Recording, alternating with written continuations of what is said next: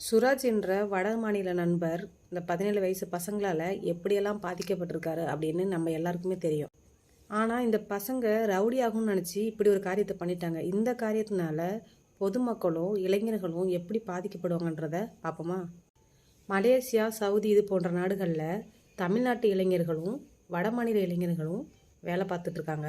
ஆனால் ஒரே இடத்துல வேலை பார்க்கறனால அவங்க நண்பர்களாக தான் இருக்காங்க.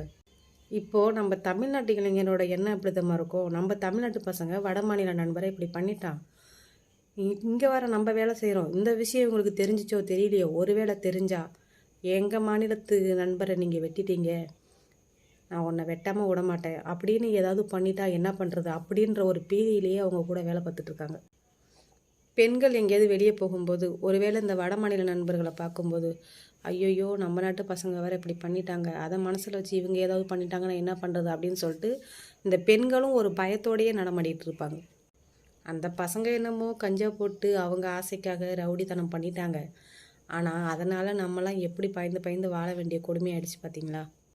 சில நேரம் எவனோ ஒருத்தன் தப்பு பண்ணுறான், நமக்கேன்னு அப்படின்னு நினச்சிட்டு இருப்போம். ஆனால் எவனோ ஒருத்தன் பண்ணுற தப்பு ஒட்டுமொத்த மக்களையும் பாதிக்குது பார்த்தீங்களா?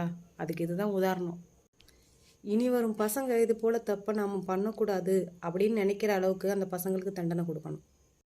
ஹிந்திக்காரர்களும் தமிழ்நாட்டுக்காரர்களும் அங்கே வெளிநாடுகளில் மட்டும்தான் ஒன்றா வேலை பார்க்குறாங்களா? இல்லை, இங்கேயும் ஒன்றா வேலை பார்க்குறாங்க.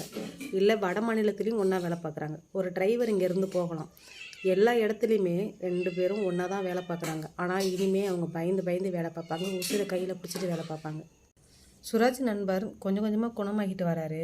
இன்னும் சீக்கிரம் விரைவாக குணமாகணும் அப்படின்னு கடவுளை வேண்டிக்கிறேன்.